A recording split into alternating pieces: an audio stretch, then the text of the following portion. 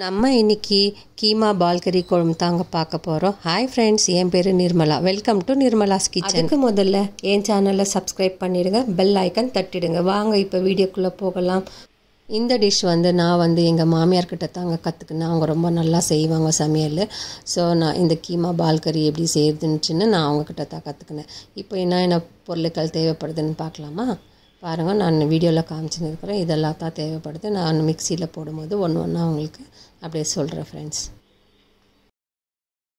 இப்போ முதல்ல இஞ்சி பூண்டு எடுத்துக்கோங்க. ஒரு மிக்சி ஜார் எடுத்துகிட்டு அதில் இஞ்சி பூண்டு பட்டை லவங்கம் சீரகம் மிளகு இதெல்லாம் போட்டு அரைச்சி எடுத்துன்னு வந்துடணும் ஃப்ரெண்ட்ஸ்.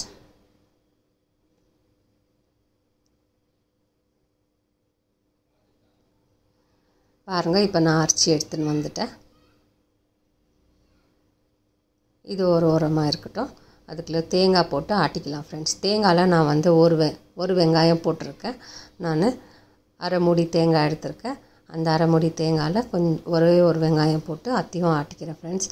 அதுக்கப்புறம் ஒரு பாத்திரம் அகலமான பாத்திரம் வச்சு எண்ணெய் காஞ்சிடுச்சு. இப்போ நறுக்கி வச்சுருக்கிற வெங்காயம் சேர்த்துக்கலாம். ஏன்னா அது கொஞ்சம் கலர் சேஞ்ச் ஆகிற வரைக்கும் வதக்கணும். எங்கே ஒரு 10 to 15 minutes வரைக்கும் அந்த வெங்காயம் நல்லா வதங்கும் ஃப்ரெண்ட்ஸ். நான் 5 வெங்காயம் எடுத்துருக்குறேன் ஃப்ரெண்ட்ஸ். சின்ன சின்ன வெங்காயம்னா 6 எடுத்துக்கோங்க, பெரிய பெரிய வெங்காயம்னா 5 போதும் ஃப்ரெண்ட்ஸ். ஸோ நான் வெங்காயம் பொடி பொடியாக நறுக்கி வச்சுருக்கிறேன். அந்த வெங்காயத்தை சேர்த்துக்கோங்க. அந்த வெங்காயத்தை சேர்த்துங்க. அது கலர் சேஞ்ச் ஆகிற வரைக்கும் பாருங்கள். இப்போ கலர் கொஞ்சம் சேஞ்ச் ஆகிருக்கு. அந்த கலர் சேஞ்ச் ஆகிற வரைக்கும் வதக்கி கொடுக்கணும். நல்லா ஃப்ரை பண்ணணும். பாருங்கள் எப்படி ஃப்ரை ஆகிருக்கு. கலர் இப்போ தான் கொஞ்சம் கொஞ்சமாக சேஞ்ச் ஆகிருக்கு ஃப்ரெண்ட்ஸ். இப்போது கலர் சேஞ்ச் ஆகிடுச்சு.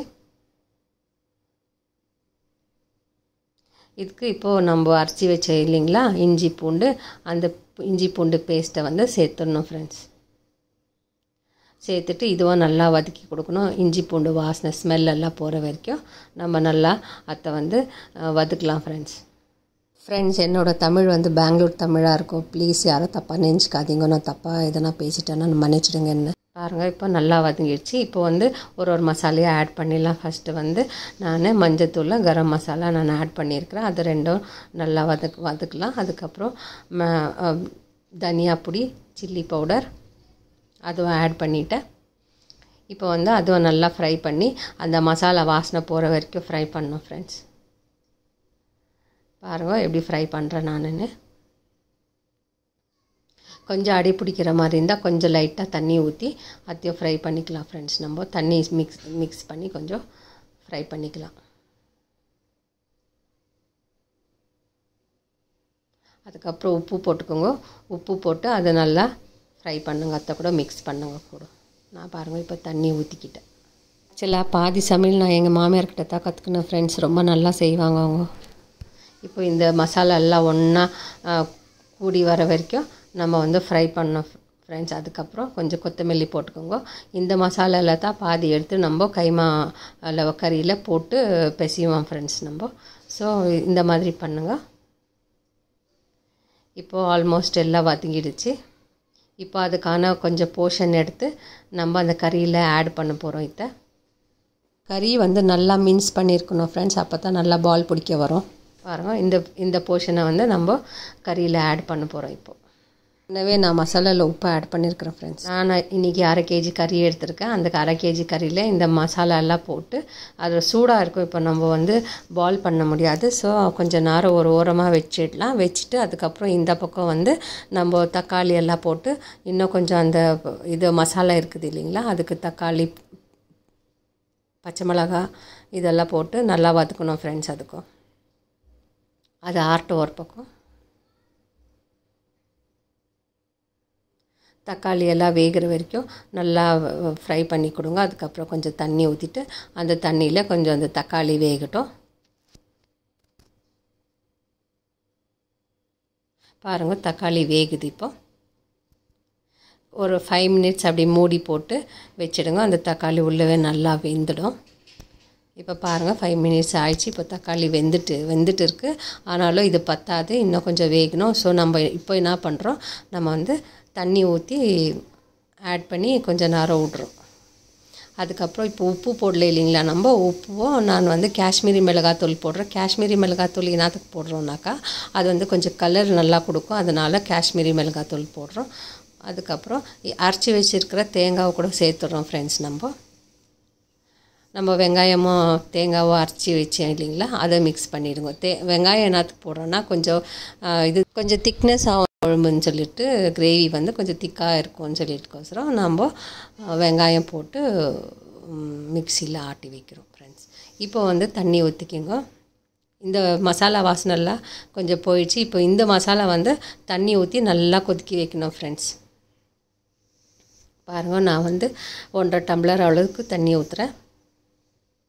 உங்கள் வீட்டில் எவ்வளோ பேர் இருக்கிறீங்களோ அதுக்கு ஏற்ற மாதிரி நீங்கள் கன்சிஸ்டன்சி பண்ணிக்கோங்க. நான் 4 பேருக்கு பண்ணுற செய்கிறேன் ஃப்ரெண்ட்ஸ். இப்போ வந்து ஒரு மூடி போட்டு அது ஒரு ஓரமாக வச்சு அது ஆயின்னு இருக்கட்டும். இந்த பக்கம் வந்து நம்ம இந்த மசாலாலாம் கைமா பாலில் போட்டோம் இல்லைங்களா, அதை வந்து நல்லா பிசைஞ்சு கொடுத்துடலாம். நல்லா பிசைஞ்சிட்டு அதில் என்ன மசாலாலாம் போட்டிருக்கோம் இல்லைங்களா, அதெல்லாம் நல்லா பிசைஞ்சிட்டு இதுக்கு பைண்டிங்க்கோசரம் கொஞ்சம் நான் வந்து உடச்சக்கல்ல பவுட்ரு பண்ணி வச்சுருக்கிறேன், அது கூட சேர்த்துடலாம் ஃப்ரெண்ட்ஸ். நான் வந்து 2 டேபிள் ஸ்பூன் அளவுக்கு உடச்சக்கல்ல பவுடர் எடுத்திருக்கேன்.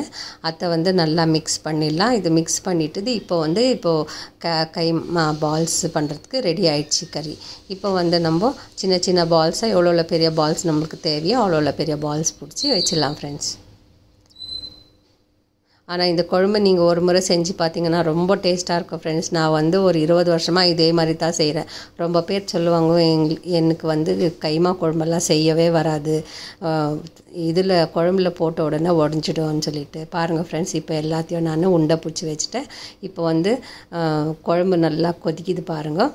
கொச்ச பிறகு கொஞ்சம் சிம்மு கம்மியாக வச்சுக்கோங்க, சிம்மில் வச்சுக்கோங்க கொஞ்சம் அனலில் ஹீட்டை. அதுக்கப்புறம் நீங்கள் போடலாம். பாருங்கள், நல்லா கொதிக்குது. இப்போது போட்ட உடனே நீங்கள் கரண்டி போடக்கூடாது, அது அப்படியே கொஞ்சம் நேரம் கொதிக்கிட்டோன்னு விட்டுடணும் நீங்கள் எல்லாத்தையும் போட்டுட்டு. பாருங்கள், இப்போ நல்லா கொதிக்குது. ஒரு 5 to 10 மினிட்ஸ் அப்படியே கொஞ்சம் கொதிக்கணும். சிம்லேயே கொஞ்சம் கொதிச்சிச்சன்னா அந்த கறி அப்போ பிரியாத வரும் நம்மளுக்கு. பாருங்கள், இப்போ ஃபுல்லாக கொச்சி நல்லா வெந்துட்டுருக்கு. நான் வந்து எடுத்து காமிக்கிறேன் பாருங்கள். பார்த்தீங்களா, என்னோடய பால் வந்து ஒடிவே இல்லை, நல்லா வெந்துட்டுச்சு. 10 மினிட்ஸ் தாங்க நான் வேக வச்சேன். நான் அந்த சூடுலேயே வெந்துடும். ஆஃப் பண்ணிவிட்டு மூடி வச்சுனேன் ஒரு 5 மினிட்ஸ். மூடி வச்ச பிறகு பாருங்கள், இந்த பால்ஸ் எவ்வளோ அழகாக இருக்குதுன்னு பார்க்குறதுக்கு. ஒன்று கூட ஒடிவே இல்லை. இப்போ வந்து நம்ம வேறு பாத்திரத்தில் ட்ரான்ஸ்ஃபர் பண்ணிக்கலாம். பாருங்கள், கிரேவி எவ்வளோ திக்காக இருக்குதுன்னு சொல்லிட்டு. நீங்களும் இந்த மாதிரி செஞ்சு பாருங்கள் ஃப்ரெண்ட்ஸ். வீட்டில் செஞ்சு பார்த்துட்டு எனக்கு வந்து கமெண்ட் போடுங்க. பிடிச்சிருந்தால் லைக் பண்ணுங்கள், ஷேர் பண்ணுங்கள், சப்ஸ்கிரைப் பண்ணுங்கள். தேங்க்யூ.